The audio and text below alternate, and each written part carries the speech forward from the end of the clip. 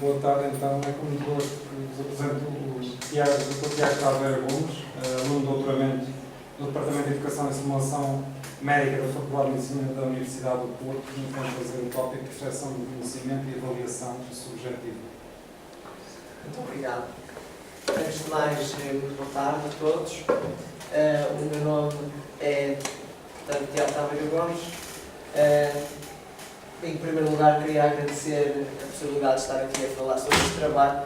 que na verdade tem sido o meu trabalho, está a ser o meu trabalho de doutoramento e uma área pela qual tenho particular interesse, apesar de tudo comecei isto quando ainda era estudante. E portanto agradeço muito a possibilidade de poder apresentar algumas das conclusões a que fomos chegando. O que nós vamos tratar, portanto, é a percepção de conhecimento e a avaliação objetiva. E, portanto, concretamente no campo da medicina, que é o campo onde temos vindo a aplicar isto, e possivelmente pode ter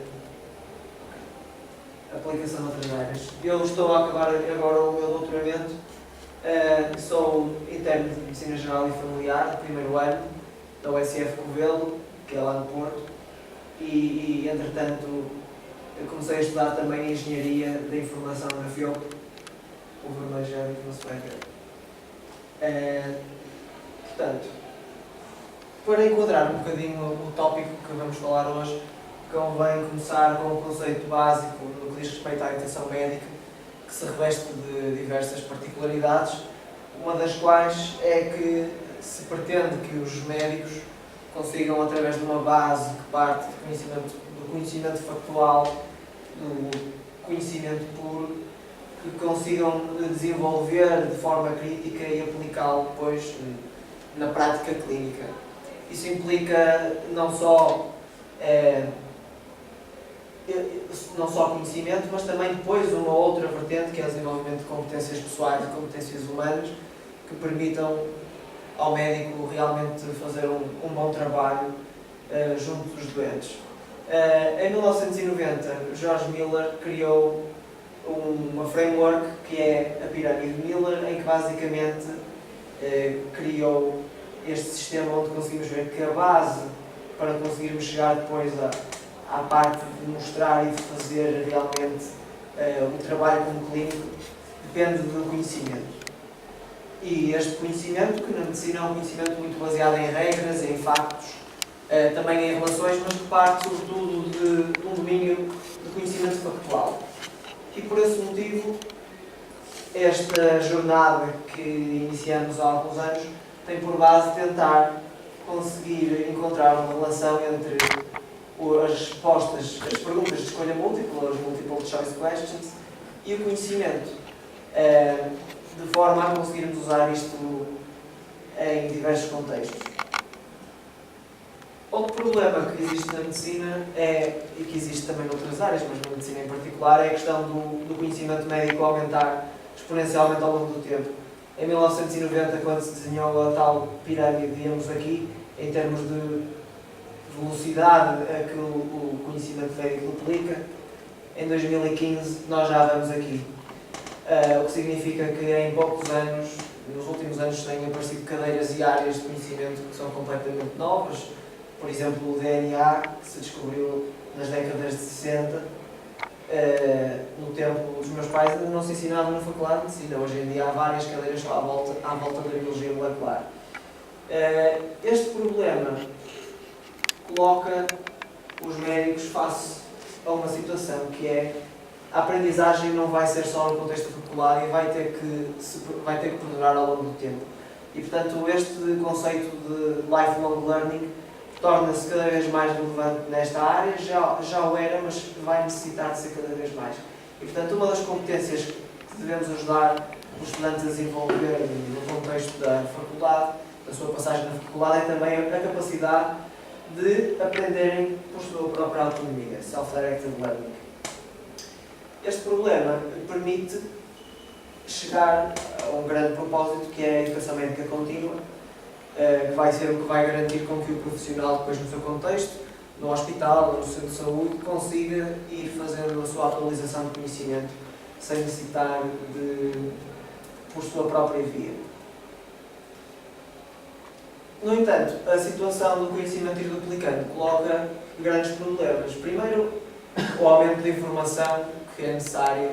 adquirir é muito elevado e isso faz com que os estudantes tenham, sobretudo nos primeiros anos, dificuldades em lidar com todo o conhecimento que têm que aprender e mesmo até de o sistematizar. Mas, por outro lado, a questão de que tem vindo a acontecer um aumento do número de estudantes e o que faz com que a capacidade de resposta dos professores e das metodologias mais tradicionais e mesmo das metodologias eletrónicas que já existam tenham dificuldade em conseguir acomodar e garantir uma qualidade suficiente no ensino, ou pelo menos a qualidade ideal face ao que se poderia fazer em outras circunstâncias. Daí que o ambiente de e-learning e a possibilidade de aprender à distância tenha sido importante e fundamental no que respeita, sobretudo, a possibilidade de o professor e o estudante poderem, através de um instrumento do computador, comunicarem e poderem participar no ciclo de ensino-aprendizagem de forma assíncrona. Este modelo levou também depois ao aparecimento do e-learning, que é o blended learning, portanto a utilização de tecnologias em conjunto com o tipo de aula tradicional e levou a que nós chegássemos a uma proliferação de sistemas para ajudar à gestão da aprendizagem, os ditos Learning Management Systems, cujo, vamos dizer, dos mais conhecidos é o Moodle, e como é open source, não faço publicidade propriamente por o ter aqui posto. De qualquer modo, isto tem criado uma pergunta importante, que é: será que estes paradigmas novos são de facto mais eficazes do que a forma como se conduzia antigamente as aulas? E no que diz respeito à educação médica, bastantes trabalhos foram elaborados nestes termos, nomeadamente por este autor David Cook, da Clínica Mayo dos Estados Unidos, que publicou entre diversos artigos uma meta-análise muito grande em 2008, onde comparou os efeitos das diversas abordagens em e-learning contra a aprendizagem em regime tradicional, e de muitos outcomes que avaliou. Um deles foi o conhecimento propriamente dito, avaliado através das tais perguntas de escolha múltipla, demonstrou que existe pelo menos algum efeito atribuível às ferramentas, ao ensino de forma através de e-learning, através da internet, e portanto pelo menos é não inferior, apesar de que a variabilidade e as diferenças muito grandes sobre a forma como isto é feito nas diversas escolas e pelos diversos autores dificulta que se consiga chegar a uma resposta clara sobre o efeito destas tecnologias. Mas, assumindo que elas são não inferiores, podemos continuar a tentar investir no seu potenciamento. Paralelamente a todo este trabalho, têm surgido no domínio da psicologia conjunto de guidelines fundamentadas em investigação de base cognitiva, entre as quais este autor Richard Mayer tem tido um papel muito importante, sobretudo no que diz respeito ao desenho de conteúdo e a metodologias ditas Instructional Design, que permitem melhorar o conteúdo e a forma como ele chega aos estudantes. Também tem outro conceito importante que se tem desenvolvido, é a noção da carga cognitiva, que é inerente ao processo de aprendizagem, que pode ser dividida em três áreas. Uma parte que é intrínseca ao material que nós estamos a tentar aprender, uma parte que se deve ao objeto, ao facto de estarmos a tentar aprender, e depois uma outra que é adicional ou excessiva, que é causada pela forma como nós estamos a apresentar esse material, o esforço que é necessário para conseguir tirar noção de como é que estão articuladas esses materiais.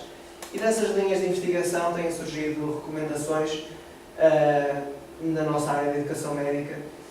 sobre como estruturar o conteúdo de maneira a que ele diminua essa carga cognitiva, o que levou também já ao desenvolvimento de guias de orientação da AMI, que é a Associação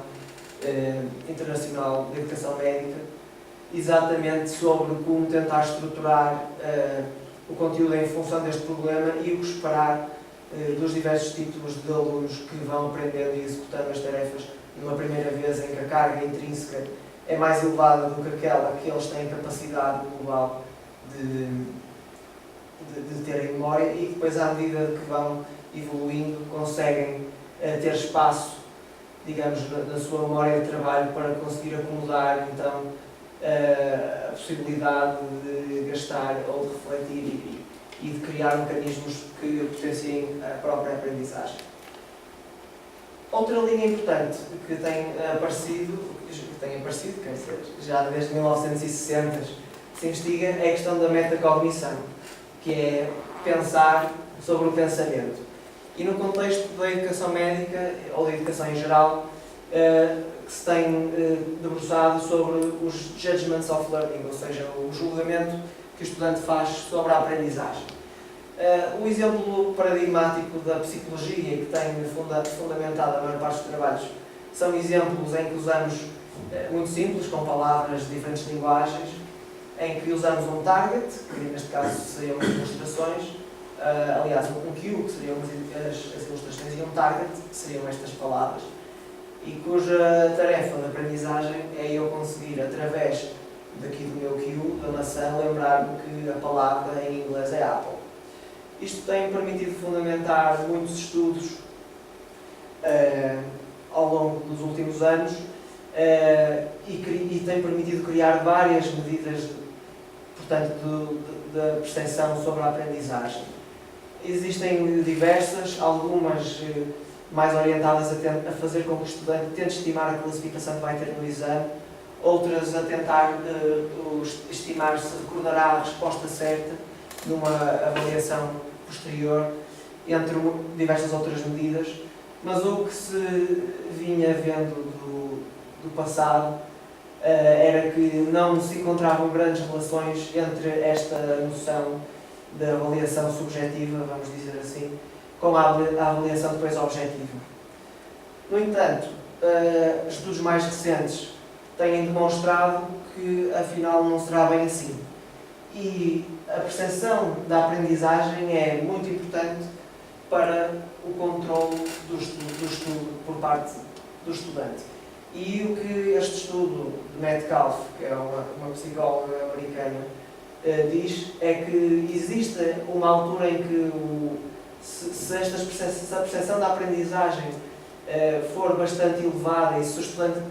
conseguir desenvolver a noção de como é que está sobre o seu próprio desempenho, então existe aqui uma oportunidade, uma janela, na qual a probabilidade de decidir sobre a forma como está a desempenhar o seu estudo autónomo vai ter repercussão depois na aprendizagem e na avaliação. Mas a verdade é que na maior parte dos sítios o problema chegou aqui ao Moodle, portanto ao problema mais prático, que é a gestão, como é que eu consigo gerir o conhecimento e fazer chegar aos estudantes, como é que eu avalio os estudantes. Portanto, nós conseguimos usar a tecnologia para chegar a este ponto, mas todas estas outras linhas que eu fui falando vão sendo mais ou menos utilizadas ou implementadas em trabalhos pontuais por autores diversos, mas existe pouca coisa feita em tentar juntar toda esta forma, todo este conhecimento que se tem desenvolvido ao longo das últimas décadas e tentar aplicá-lo num problema concreto da nossa área, que é a educação médica contínua. E, nomeadamente, tentar utilizar desta interação que existe entre o estudante e as plataformas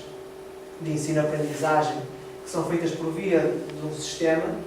tentar utilizar a informação que se consegue gerar desta interação como uma fonte para conseguir auxiliar, por um lado, o estudante a melhorar a sua aprendizagem, mas também ao professor perceber como é que cada um dos seus estudantes está a progredir e conseguir usar essa informação para conseguir participar de forma mais próxima das necessidades de cada um dos seus estudantes. Esta linha, portanto, isto foi o mote que nos lançou nesta investigação e para a qual, em 2012, iniciamos, na altura, em colaboração com a empresa Alert Life Sciences Computing, que é uma empresa na área da medicina, a criação de uma ferramenta, que foi a ferramenta Alert Student.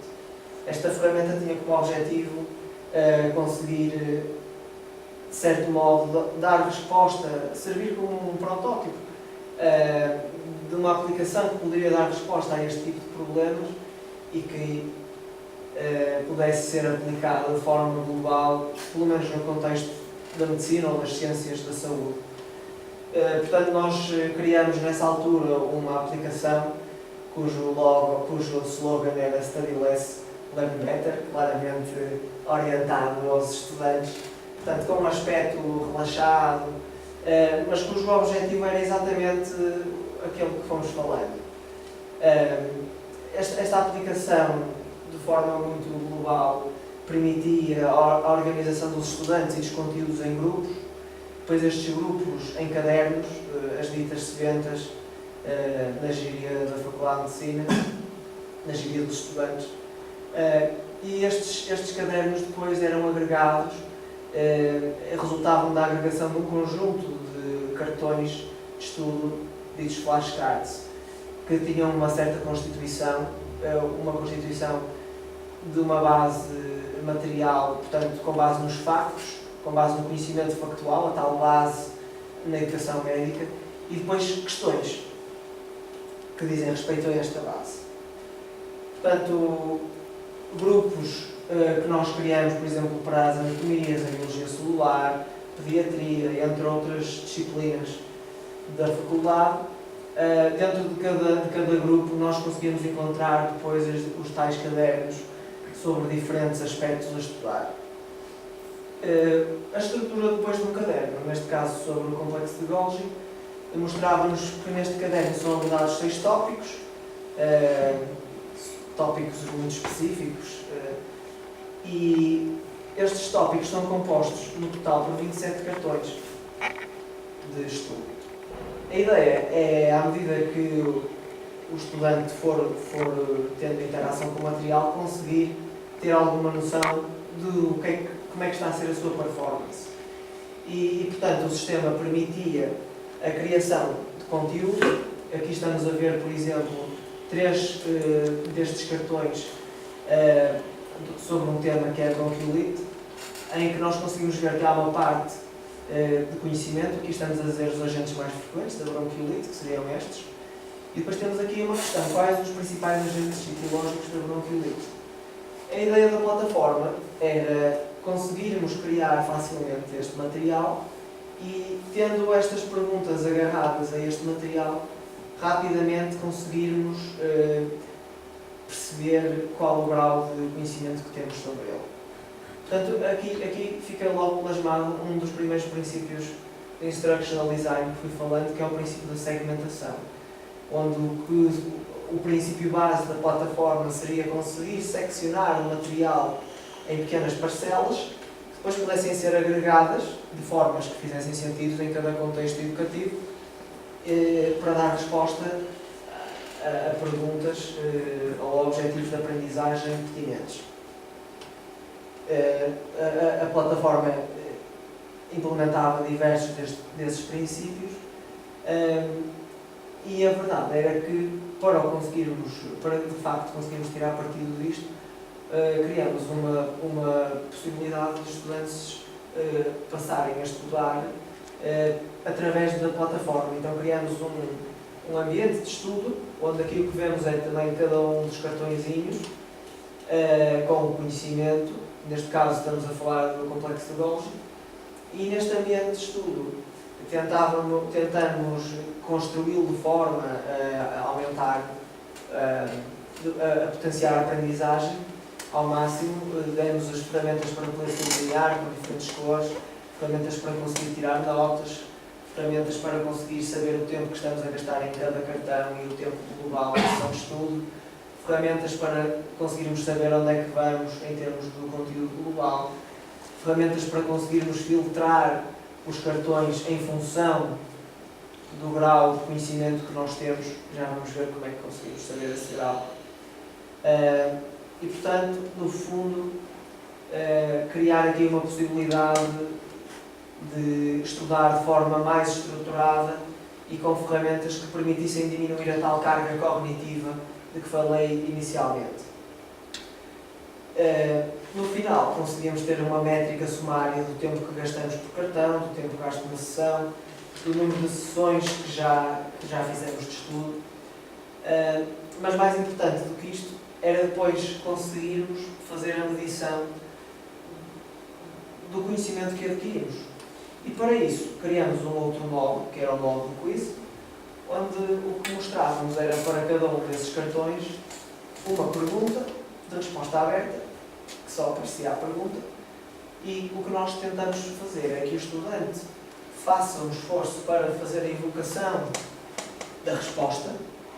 e, depois de ter feito essa evocação, conseguir compará-la com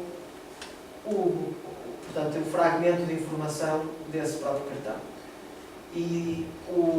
criamos então, neste momento, uma nova medida de percepção de conhecimento que lhe chamamos Recall Accuracy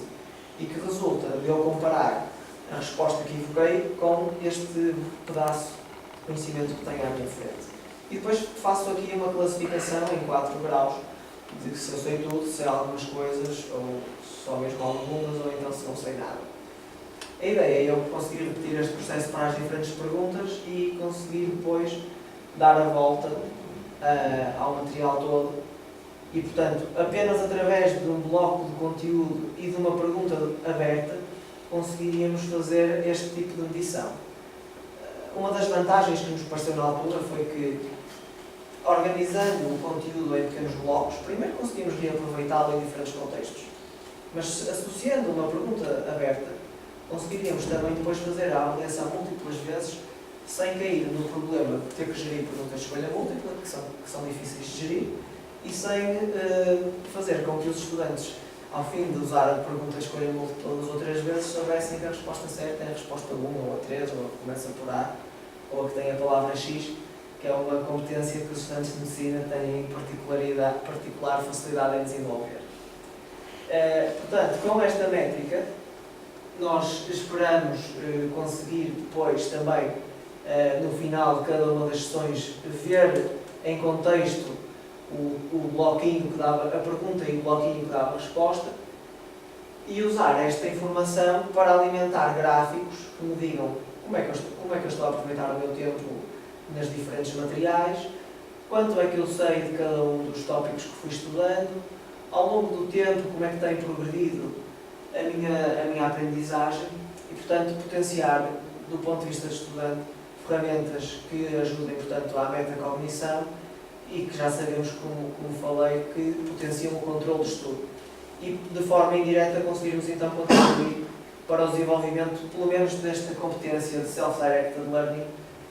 idealmente usando ferramentas semelhantes noutros contextos. Na altura fizemos também um pequeno estudo para avaliar a resposta, a opinião dos estudantes sobre a ferramenta, que numa escala de 1 a 4 deram sempre nos diversos itens notas relativamente altas, portanto que concordavam bastante com a utilidade da plataforma e com a possibilidade e a vontade de a utilizar como ferramenta de referência no seu dia-a-dia de estudo. No entanto, nós conseguimos elaborar um instrumento, mas necessitávamos ainda de avaliar se este tipo de informação efetivamente reflete uma melhoria, se serve de facto para alguma coisa. E, portanto, nós montamos um trabalho de investigação onde pegamos em 94 alunos da Faculdade de Medicina da Universidade do Porto, do 4º e do 5º ano, que são anos mais clínicos, onde já se abordam problemas mais clínicos, e randomizamos estes alunos em 2 grupos. Um grupo que apenas realizou o quiz, portanto, que fez só a tarefa de Recall Accuracy, e um grupo que usou a ferramenta de estudo e a ferramenta do quiz. E montamos um esquema em que os estudantes em 3 sessões, durante as passadas uma semana, fizeram no grupo quiz inicialmente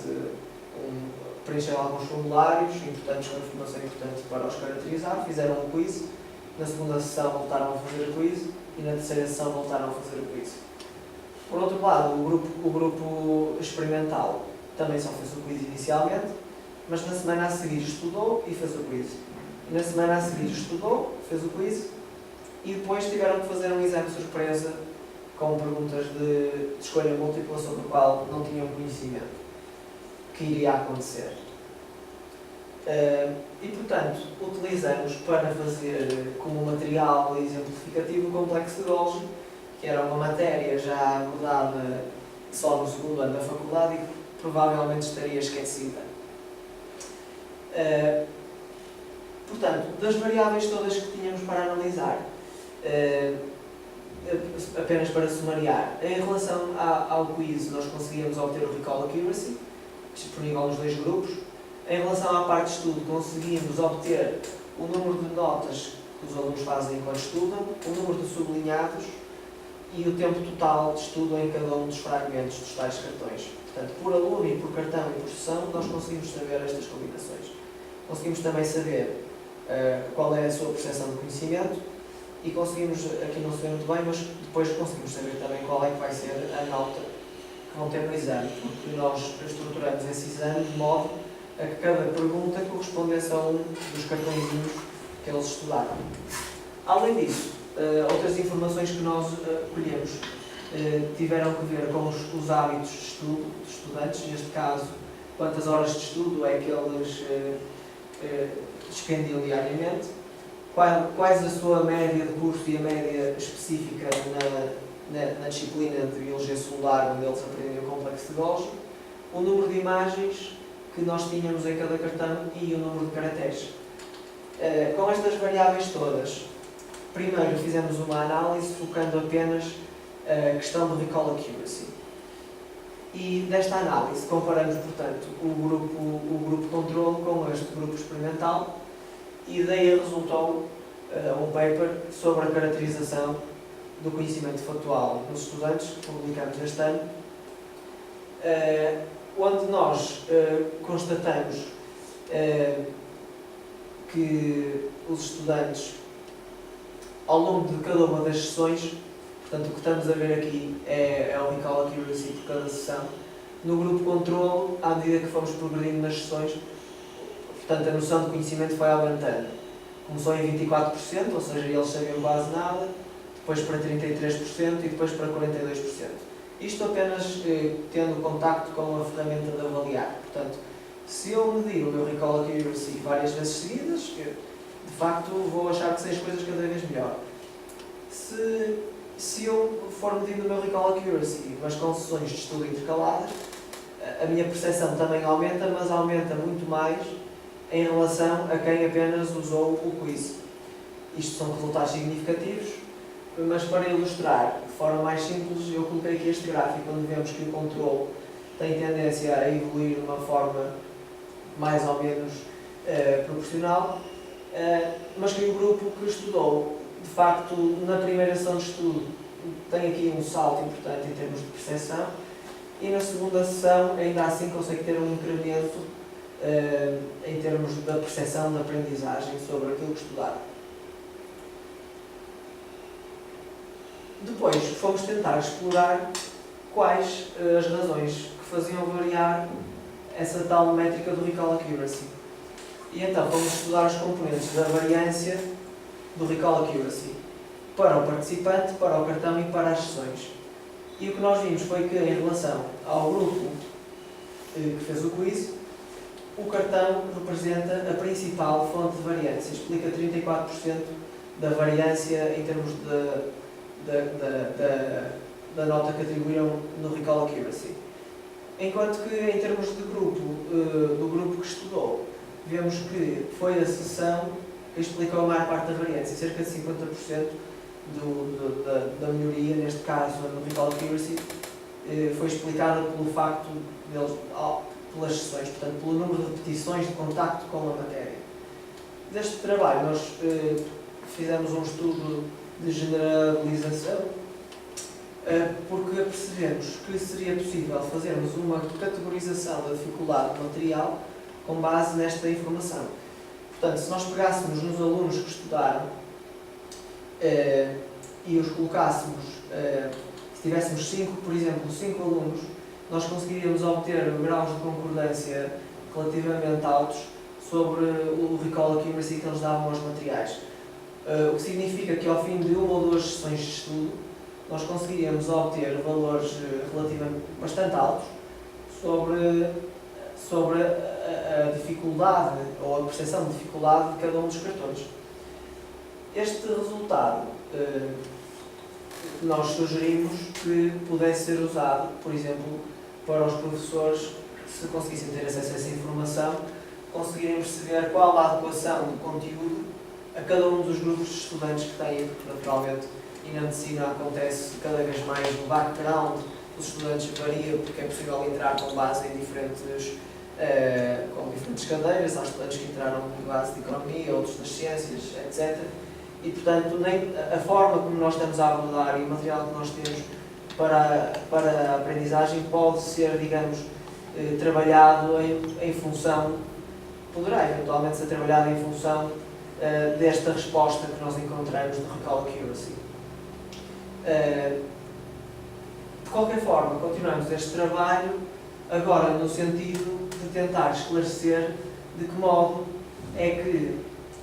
o efeito das sessões de estudo e das sessões em que eu atribuo a minha dificuldade, qual é o efeito ou o impacto que elas vão ter depois efetivamente na nota que eu vou ter num exame de escolha múltipla. Porque aqui estamos a falar apenas na parte subjetiva, mas evidentemente aquilo que nos vai permitir prever se o estudante vai ter um bom resultado ou não é se existir uma relação, pelo menos entre esta variável e o que está para trás. E portanto, para isso, nós criamos um modelo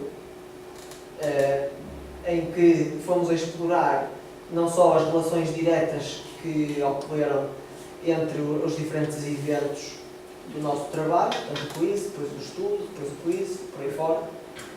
mas usando um modelo de equações estruturadas, não dá para ver muito bem as setinhas, tentando corrigir os efeitos para outras, tentando corrigir os efeitos de cada uma destes eventos, depois no outcome final. Para isso, nós usamos um package da linguagem R, que é o SEM, Structural Equation Model, que no fundo o que vai permitir é criar um modelo de equações estruturais onde vamos conseguir explorar de forma integrada as relações entre as diversas variáveis do nosso trabalho e conseguir medir os efeitos de cada variável, digamos, no outcome que nós desejamos, corrigido para efeitos de potenciais confundidores e efeitos de outras variáveis que estiveram para trás no tempo. E, portanto, com base nisto, nós conseguimos criar um modelo que nos explica ou que nos mostra algumas coisas interessantes, que eu vou passar a explicar. Em termos de recall accuracy, da primeira sessão para depois a sessão de estudo, nós vemos que quanto melhor nota o estudante deu, quanto mais ele acha que sabe, mais tempo vai gastar nessa matéria numa primeira fase. E depois as matérias que ele estudou mais, os cartões que ele estudou mais, vão ser também os cartões que ele vai dizer que são mais fáceis. E também vemos que os cartões que ele sublinhou mais nesta fase, também vão ser os cartões que ele vai dizer que são mais fáceis. Vemos que inicialmente estas notas que eles atribuíram, a percepção deles não se relacionou diretamente com o score do exame. Mas depois vemos que numa segunda sessão de estudo as coisas já não funcionam desse modo. E então o que vemos é que o material que os estudantes disseram que era mais fácil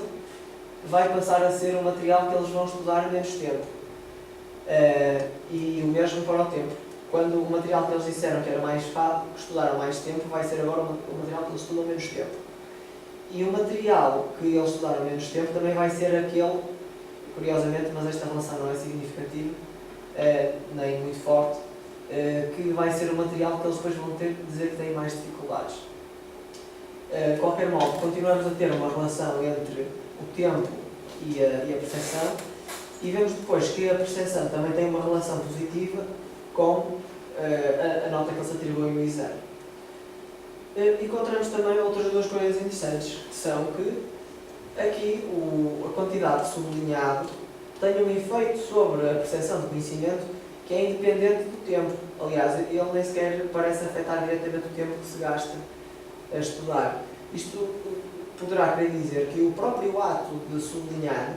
representa um mecanismo, em termos de carga cognitiva, potenciador da aprendizagem e que, portanto, de algum modo irá justificar esta relação. Numa primeira fase, porque na segunda ação de estudo nós já não vimos esta relação. E vimos, além de mais outra, também muito interessante, que foi que o material que os estudantes selecionaram nesta segunda, que sublinharam nesta segunda sessão, foi material a que eles depois atribuíram uma nota pior. O que poderá querer dizer que, mesmo sem eles terem a noção consciente, o material que necessitou de um apontamento pela segunda vez poderá ser material que representa maiores dificuldades e daí também não ter surgido um efeito positivo entre o sublinhar e a aprendizagem neste segundo momento. Estas variáveis que eu estou a apresentar foram corrigidas naturalmente para o tamanho do cartão, portanto os cartões tinham um tamanho diferente e obviamente que o que se esperaria era que os cartões mais compridos, com mais caracteres, demoraram mais tempo a estudar, naturalmente. E encontramos também duas relações importantes no que diz respeito à caracterização dos estudantes, em que a média de curso não teve implicação direta no modelo, mas a média nesta disciplina em particular previu que os estudantes com melhor nota estudaram cada um dos cartões menos tempo. E os estudantes com melhor nota também depois conseguiram ter um melhor resultado no exame. Além disso, no que respeita aos hábitos de estudo, nós conseguimos ver que os estudantes que dizem estudar mais horas em casa foram os estudantes que tiveram pior nota, o que nos também pode indicar que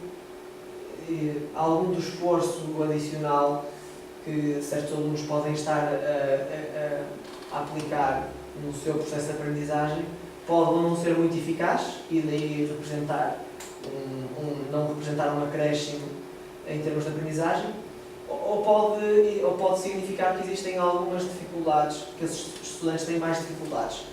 A ideia é que com esta informação, se nós conseguíssemos obter esta informação em tempo real, talvez e de forma automática, naturalmente, talvez conseguíssemos ajudar os alunos ainda durante o processo de aprendizagem. Mas os efeitos que eu fui demonstrando entre estas variáveis são efeitos já corrigidos para o tamanho do cartão, para a nota e para os hábitos de estudo. Portanto, para tentar sistematizar um bocadinho melhor, o tempo gasto numa sessão vai predizer, quanto mais tempo gasto num determinado material, com melhor ideia eu fico do que sei esse material. Numa primeira abordagem, quanto mais eu sublinhar, melhor vai ser a minha noção do que sei, mas nas sessões subsequentes, quanto mais eu sublinhar, ou pelo menos na segunda sessão, pior vai ser a minha noção. Em termos de hábitos de estudo, quanto mais tempo eu reporto estudar, pior nota depois tenho, e em termos de quanto melhor nota eu digo que tenho, quanto melhor a minha percepção de conhecimento nas sessões, numa sessão posterior e na própria sessão, depois então melhor score eu vou conseguir ter no exame. Naturalmente estamos a falar do exame relacionado e feito com base no material que os estudantes estão a usar para estudar. Para tentar demonstrar também um bocadinho melhor o efeito da mudança de estratégia que ocorre da primeira para a segunda sessão, eu fiz aqui um esquema muito simples em que mostra, à medida que vamos progredindo nos cartões, portanto, à medida que vamos progredindo no conteúdo, numa primeira sessão o tempo que eu vou gastar vai estar sobretudo no material inicial e o material que está para o fim vai ser cada vez menos, vou despender cada vez menos tempo.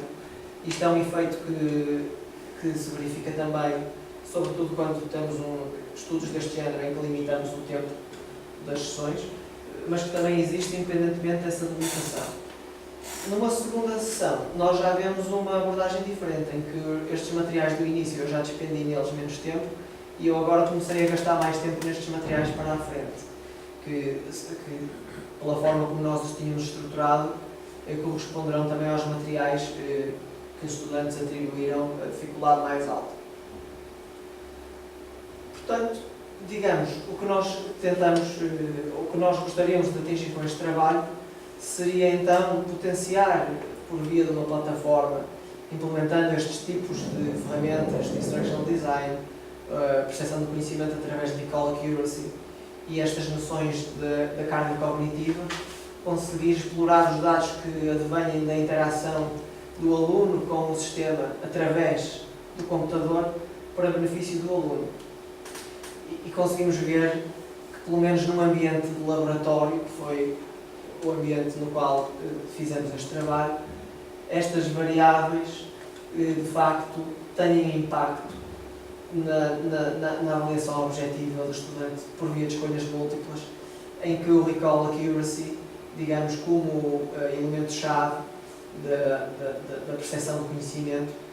tem um papel importante. E, portanto, se nós conseguíssemos usar estas informações para alimentar diagramas sobre a performance do aluno, nós, de facto, estaríamos a contribuir com feedback ajustado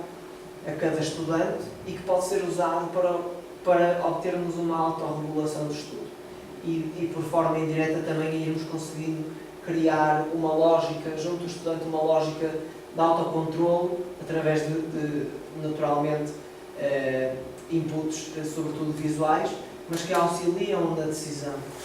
E, idealmente, no futuro, utilizar este tipo de paradigma no contexto médico em geral, ao longo do tempo, onde, implementando este tipo de informação em sistemas que utilizassem inteligência artificial, por exemplo, conseguíssemos ir extraindo o conhecimento ou o conteúdo mais relevante das diferentes fontes de conhecimento e, ao apresentá-lo ao estudante e ao médico ao longo da sua carreira, conseguirmos, através deste ciclo de feedback ajustado e autorregulação, contribuir o máximo possível para a educação médica contínua e centrada, claro, no trabalho individual de cada um. Daqui a nada voltamos a ter uma duplicação de conhecimento e não nos podemos esquecer que este trabalho, apesar de, na nossa ótica, poder fundamentar desenvolvimentos futuros, está ainda a focar este pilar base, que é o conhecimento factual, para que consigamos ter resultado final na prática clínica, que será o objetivo da aprendizagem na medicina. Existem ainda outros níveis sobre os quais nos teremos que debruçar, mas naturalmente, sem conseguir conquistar primeiro este problema, não valerá a pena estar já a abordar. Conseguimos, de facto, encontrar esta relação em que a percepção do conhecimento se relaciona positivamente com o score no exame, mas isto que nós fizemos ainda foi feito num ambiente de laboratório, portanto terá que ser avaliado em ambiente do dia-a-dia, terá que ser avaliado com um desfazamento, que é o desfazamento natural entre os momentos de estudo e o momento de avaliação, por razões de operacionalização. No caso deste trabalho foi feito tudo num momento único. Precisamos de continuar a desenvolver este trabalho com quantidades reais de conteúdo programático, porque também, naturalmente, num estudo laboratorial usamos apenas uma pequena quantidade de informação e depois com estes inputs então reavaliar este modelo, avaliar a sua robustez na realidade, na realidade, e depois conseguir então estudar o impacto que ele tem ao longo do ensino-aprendizagem e se ele de facto servirá não só para melhorar a aprendizagem, mas também para melhorar as atitudes. Naturalmente que ainda será um longo caminho a percorrer, mas pelo menos é da minha expectativa de que por via deste tipo de interação e por via de explorar este tipo de informação consigamos, por um lado, ajudar o professor a conseguir gerir melhor os alunos e ajudar mais os alunos sem ter que incorrer em mais tempo e em mais dificuldades, mas por outro lado, e sobretudo no contexto da educação médica, conseguir promover a aprendizagem centrada na pessoa e contribuir assim para a educação médica contínua ao longo das diferentes fases da vida, para que quando for eu e os colegas da minha geração a chegar a esta fase consigamos continuar também a correr